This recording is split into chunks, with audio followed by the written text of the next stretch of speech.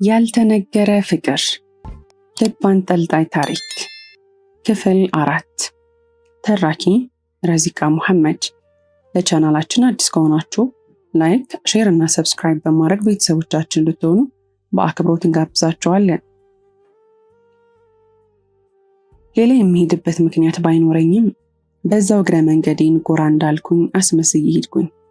ሰላም ብለው ተቀብለው ካስገቡኝ በኋላ ለምን አልደወልክም ስትደርስ አለችኝ ልዕልና ስልኳን እየተመለከተች።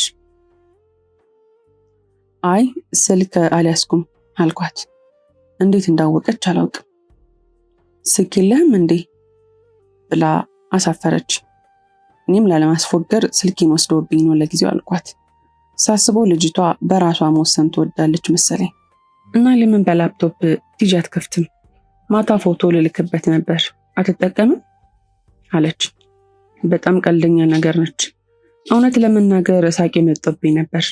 እሷ የምታስበው ሚኪና የደሃ እናቱ ልጅ ሀብታሙ ያላቸውን ልዩነት አሰብኩኝና ሳቄ መጥቶ ሊያመልጠኝ ሁሉ ነበር።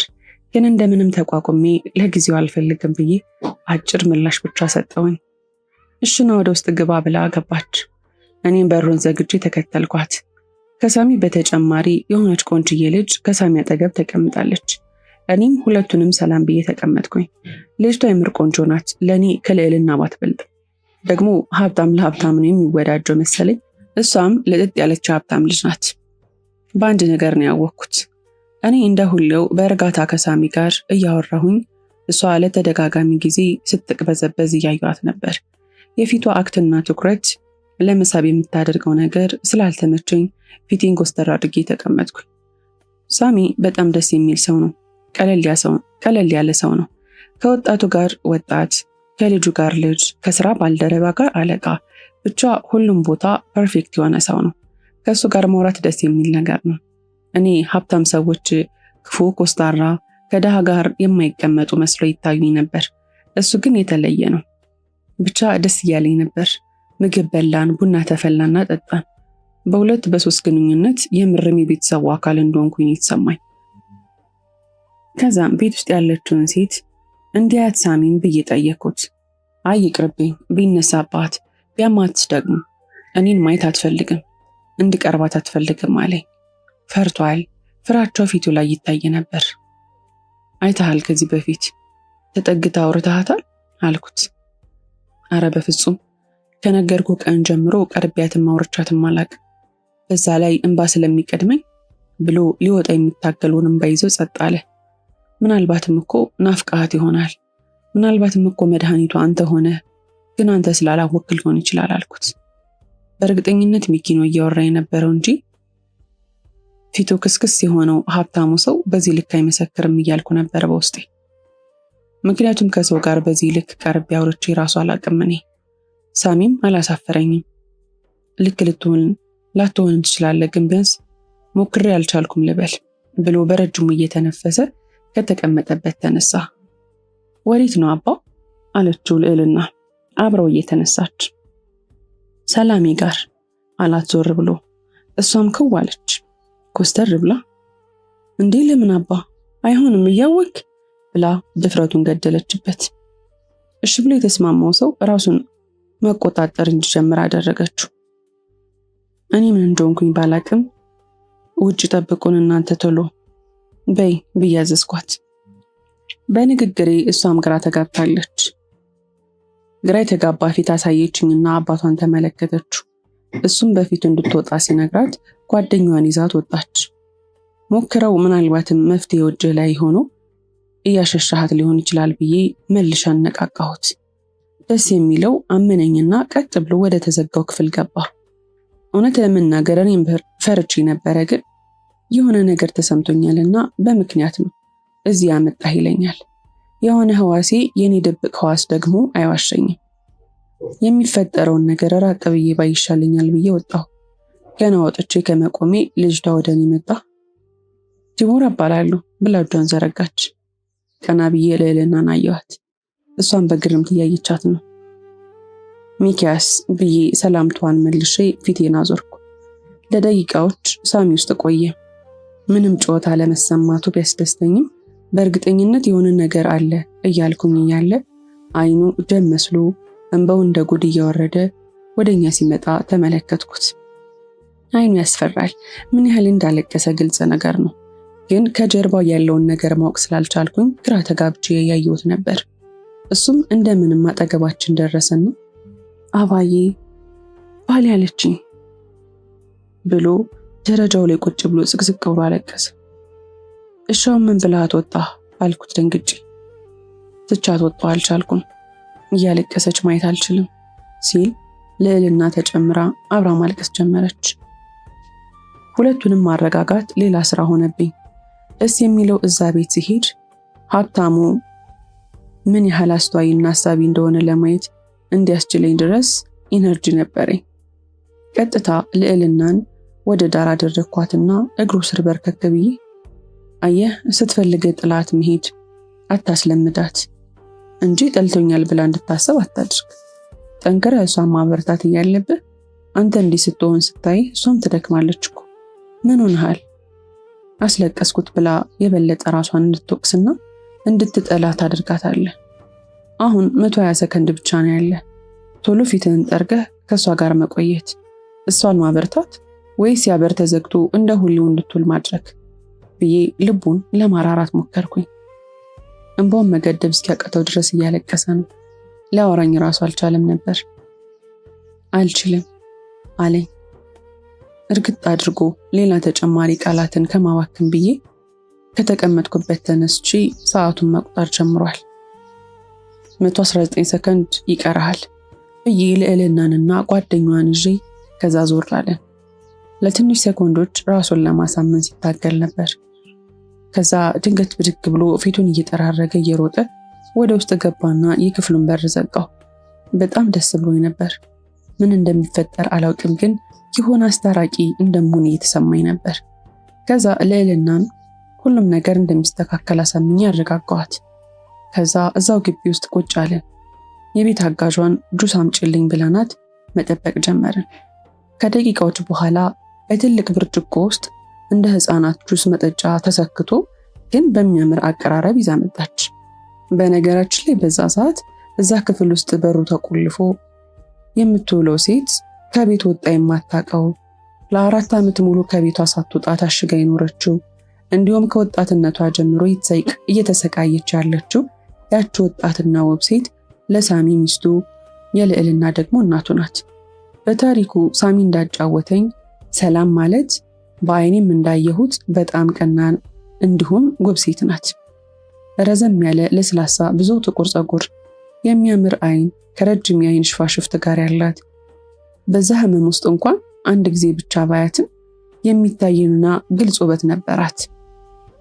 በልጅ እናቷ ሳሚ አይቶ እንደወደዳትና መጠበቅ ስላልፈለገ በ19 ዓመቷ እንዳገባትና ከዛ ውበቷ ላይ እንደ ሳሚ አይነት ውብ ወጣትና የተሳካለት ሀብታም ሰው ስታገባ ከሁለተኛ ክፍል ጀምሮ አብራት ያደገች ጓደኛዋ ትቀናባት እንደነበርና ልዕልናን ወልደው በሰላም እያሳደጉ የልቧ መሻት የሆነውን ወንድ ልጅ እንኳን ሳትወልድ ቤቷ መጣ በልታ ጠጥታ በዛው መርዛት እንደሄደችና የዛኔ በልብሷም እንዳስደገመችባትና ከዛ በኋላ ሰላም ሆና እንደማታቅ ድንገት ቅይር እንደሚያደርጋት ካለፉት 4-5 ዓመታት በፊትም ብሶባት ሰው ማየት እንደማትፈልግ፣ ከሳሚ ጋር ማውራት እንደማትፈልግ፣ ሰውና ብርሃን ላለማየትም መኝታ ክፍሏን ቆልፋ እንደምትኖር፣ ከስንት አንዴ ካልሆነ በረንዳ ራሱ እንደማትረግጥ ነግሮኛል። ሳሚም ይህ ሁሉ ነገር የተፈጠረው በእኔ ምክንያት ነው ብሎ እንደሚፈራና ሁሌም ራሱን እንደሚወቅስ ነግሮኛል። ልዕልናም ግማሹን ዓመቷን ሁሉም ቢሳካላትም ያለ እናት ግን እቅፏ በብቸኝነት እንዳደገች ሰማሁ። ሁሉም ነገር አልታመን ብሎኝ ነበር። ለዛ ነው ቤተሰቡ ያሳዘነኝም። ሳሚ ሲነግረኝ ያልወሰድናት ጤና ጣቢያና ሆስፒታል የለም፣ ግን ምንም መፍትሄ እንደሌለው ነግሮኛል። እኔ ግን እናቴ አዳኝ ፈዋሽ ስትል የምሰማትን የሆነ ቦታ ነበር። ሳሚ ከገባ በትንሹ 40 ደቂቃ ቆይቷል። የ4 ዓመት ናፍቆታቸውን የሚወጡበት ሰዓት እንደሆነ ተስፋ አድርጋለሁ። ረጅም ሰዓት መቆየታቸው ደግሞ አስደስቶኛል።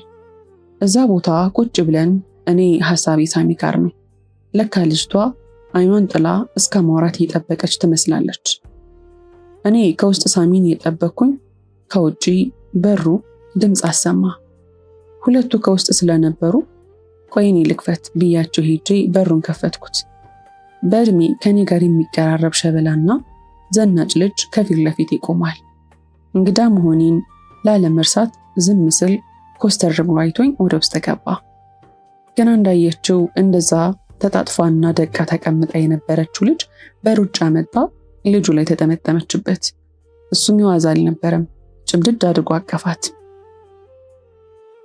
አመልጦኝ እንደ ተቆጣጣሪ አባት ማን ነው ምንሽ ነው ብዬ ልሟገታትም ምንም አልቀረኝም።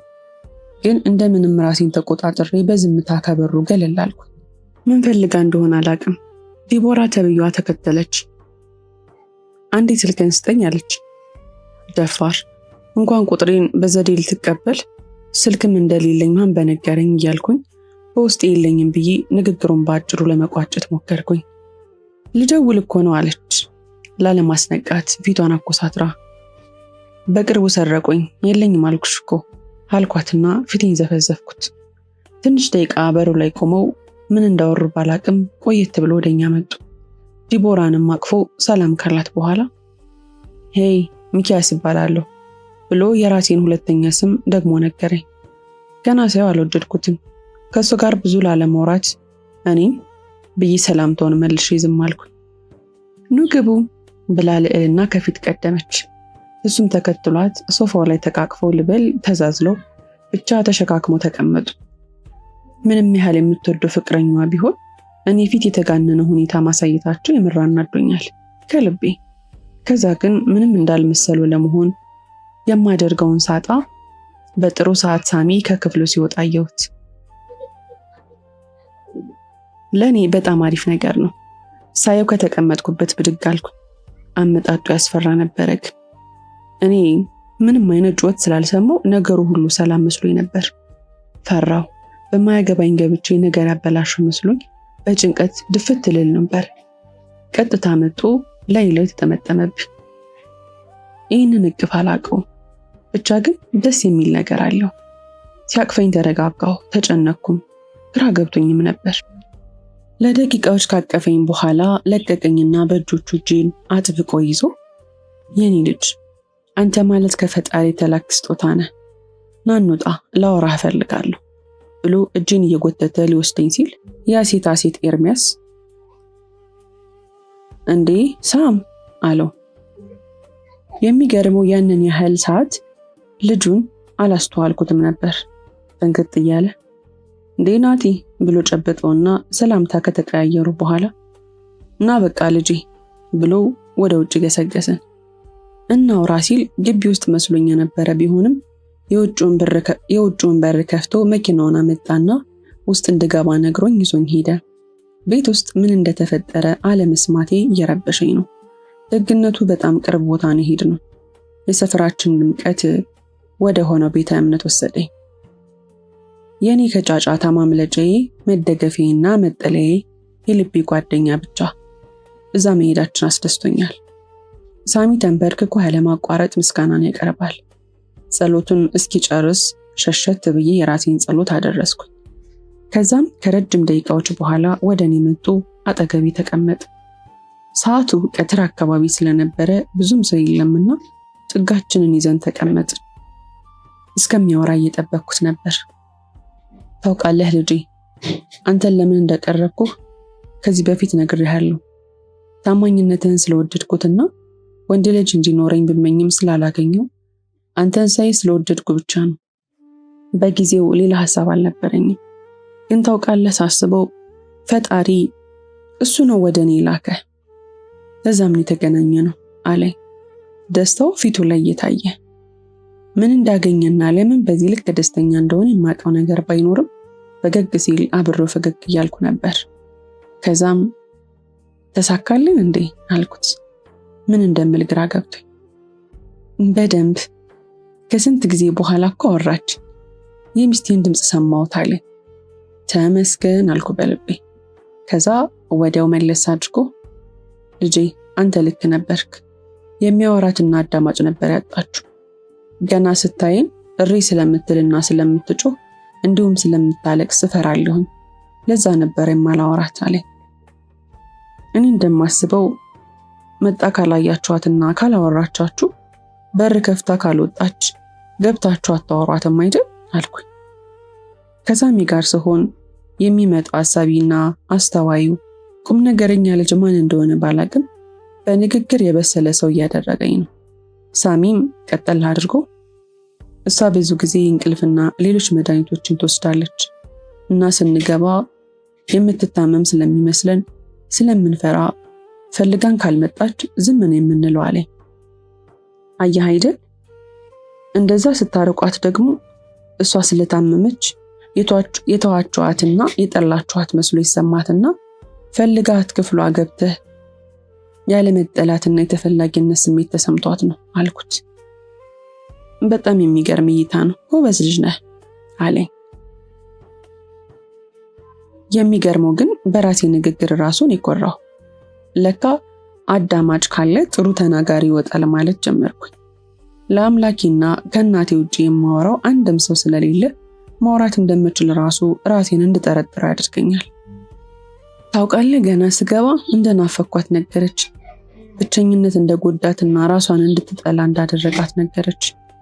እንባው ከዓይኑ እየተጠረገ ታውቃለህ፣ እኔ እንደማስበው እኔን ሳይሆን ራሷን ጥፋተኛ የምታደርገው ቤተሰባችሁን፣ ደስታችሁን፣ ወጣትነትህን ስለነጠኳችሁ ይቅርታ አለችኝ እኮ። አሁንም ያለቅሳል። የመጨረሻ ቃሏ ደግሞ እርዳኝ አለች።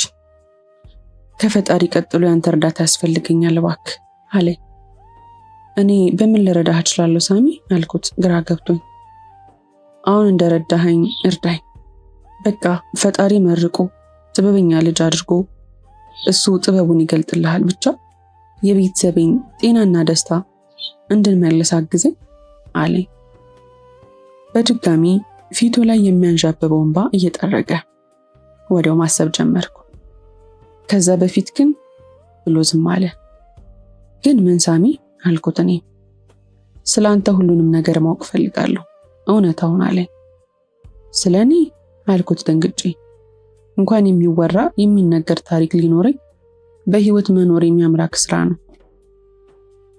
እንዲህ ነው የምለው ታሪክ የለኝም ብዬው ቀና ስል ከፊት ለፊቴ ከደብሮ አንድ አባት ጋር ረዥም ቀሚስ ሻሽና ለጠላ እንደለበሰች ወደኛ መስመር ሲመጡ አየዋቸው። ሳላስበው ደነገጥኩ። ልቤ ላይ የሆነ እንግዳ ስሜት ሲሰማኝ ነበር። እንደዛ ሆና ሳያት ለካ እንደዚህ ቆንጆ ናት እንድል አደረገች። የሚገርመው የልዕልናና የኔ ፍቅረኛ ማሳየት ውድድር ባይኖር እንኳ ጭራሽ ልብ ብያት ማይቻት የማላቅ ልጅ ናት። ምን እንዳሏት ባላቅም በነጠላው አፏን አፍና ስትስቃየዋት ልቤ ላይ ያለውን አላስፈላጊ የልብ ምትና ያልታወቀ ስሜት ግራ ገብቶኝ ድንገት ቀና ስል አይነ ላይ ግጥም አለን። ክው ብዬ ሳላስበው ከተቀመጥኩበት ተነሳሁ። እሷም ክው ብላ እርምጃዋን ገታችሁ። እየተፈጠረ ያለው ነገር ከኔ አልፎ ያስጨነቀው ሳሚ ምን ነው ልጅ ችግር አለ ብሎ እጄን ሲይዘኝ ከገባውበት ሰመመን ባነን ብዬ ይቅርታ ሳሚ የሆነ ነገር ትዝ ብሎኝ ነው ብዬ ንግግሬን ገታ አደረኩት።